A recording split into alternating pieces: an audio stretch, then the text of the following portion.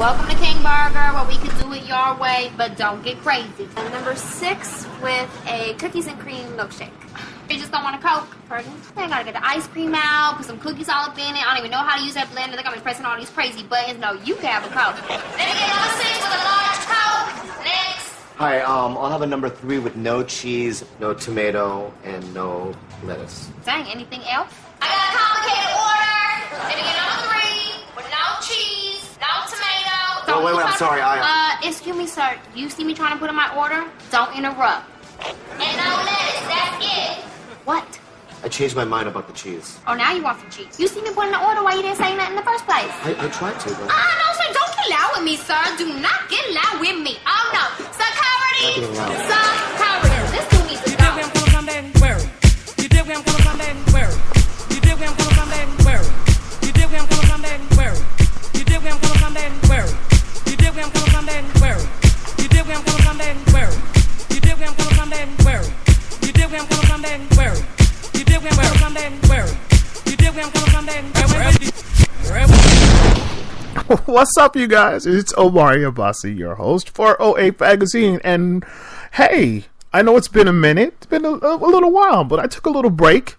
I had some stuff to do, things to ponder, but I'm back. So we're not going to worry about the past. We'll just talk about the future. So welcome to the show. So if you're not familiar with my show, it's my podcast where I talk about the things I feel like talking about. And there's a lot to cover today. No joke.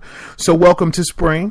It's finally here. Today in Portland, we have some sunshine and it's nice. It feels really nice out there today. So, yeah, it's a little sunny. It's like 60 degrees. It's pretty cool. I'm not trying to give you the weather updates, but I'm just keeping it real, telling you what's going on out there. So, let's start off with the first thing, announce some news that I have. I'm actually going to have a float in the Pride Parade this year. So last year we attempted this, okay? And we met with an individual whose name I will not mention, and he was literally something else. He was something I couldn't get down with. I couldn't. And we went through a whole big process trying to get the float out, and getting part of the organization, pay my fees or whatever. And he just wouldn't do it. He wouldn't accept it. He was just literally, it made me really frustrated with the whole gay community, because I was just trying to break into it and trying to do it in an organizational way, trying to get involved with the community, not with individuals. And he just made it so difficult that it was like, I don't want to be a part of this. Well, he's no longer with them. And I'm hoping it was because of his lack of professionalism. And they have a new guy there, which is great. And so I've worked with him, paid my fees, put the float, actually not a float, I say it's a float, but let's just say the entry, because it's a truck, and got that taken care of. Even got sound donated, which is great. And things are just great. I'm excited. So now I'm just trying to pluck the guys that I'm going to put on the float and get that taken care of. And, it's coming together to be my first entry in a Pride Parade. So I'm very excited about that. Because, I really haven't launched my brand fully, and this will give me a chance to put it out there the way that I've always wanted to. So yeah, right? I'm excited. I'm really, really excited. I hate recruiting. It drives me nuts. So I'll have to find men who are willing to do it. And that's always a task, but let's go into that. So, if you looked at the site lately, I have a picture of one of the up-and-coming models up there, Archie, and I'm doing just a small interview with him to introduce you guys to who he is. I found another guy. I'm not sure. It's funny because we were communicating. Everything was really cool, and I was going to put him on, and I haven't, I don't know. We'll see. I don't know. It's like we were trying to get him as a new model or whatever, but we're not sure. I we'll see. It might be, I don't know. We'll see. He might be somebody that he's a great looking guy, and he's from Chicago, and I really want to put him, get him involved, and so you guys can see him, because he's amazing. He's very good looking guy. And, what I'm trying to do is put models that I'm going to work with and put them up on the extra shit portion of my site, so you can see who's coming down the pike, and kind of do a little interview with them, and, just can introduce them in a better way. And then I saw dude Boy House on Twitter, and I'm not a Twitter user. I have to be honest. I'm not really down with it, but it's there for the show. And, I sent him a shirt, and he sent me a video saying thanks, and I put it on the site. But if you're not familiar with Boy House, he's just this completely confident and sexual, guy who gets fisted, and he's just gorgeous. He's just a gorgeous looking guy. Does bottoming very well. Like if you're into it, I love seeing a masculine guy, get fucked in the ass or getting fisted. It's just such a turn on. But I was floored by him. I love the way he looked. I was like, this dude is amazing. Now, mind you, I'm clueless. I had no idea he was a porn star. I didn't know. I had no idea. And so, turns out he is, and he's in a ton of, films or whatever. But it was really cool because he had no problem, talking to me, and kind of, when I reached out, he kind of responded very well, because I'm not used to it, because most people are complete assholes. Let's just keep it real. And he's totally not. He's really sweet, just the coolest guy. And it was like, so I put it up there. So if you get a chance, go to the site, omariaboss.com, and then go to Extra Shit and see his thank you for the shirt. And he looks good. He looks great in it too, by the way. So that's just awesome, So I'm going to try to get Archie down here for Pride so he can be on the parade. So originally we were going to have Nate from England. And it turns out he's just no shade to him, but just not going to work for me, if I'm going to spend, $1,000 for somebody to come down, you got to be more responsive.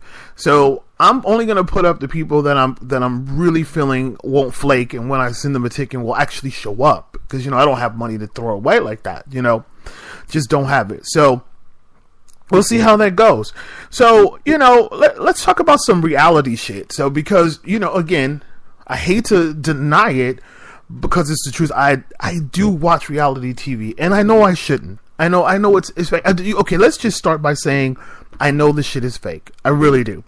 So I know it's not contrived. I mean, I know it's contrived. I'm not pretending that I'm the type of dude who believes everything, but I have to say, it's always intriguing to me. It piques my interest, and it pulls me in. I'm completely gullible to all of the promotion of the self-promotion of these people who are quote-unquote celebrities. I'm always into it. So right now I'm into Mary, which I love, absolutely love. And because, being a former Christian, it's amazing to watch these Christians be so gangster. And they're just as bad as non-Christians, but it's like they say Jesus, and I think it makes everything okay. But I won't get into that. But what I will get into is the character of Claudia Jordan. And if you're not familiar with Claudia Jordan, she was this one-time, female comedian, sort of, that hung out with Jamie Foxx, and she was, toe-to-toe with Jamie Foxx. She's really nose hole barred. She's no joke. I used to really admire her style, her sort of bite.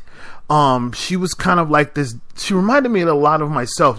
Don't fuck with her, because if you fuck with her, you're gonna get it. You're gonna get yours. And so I was really into her.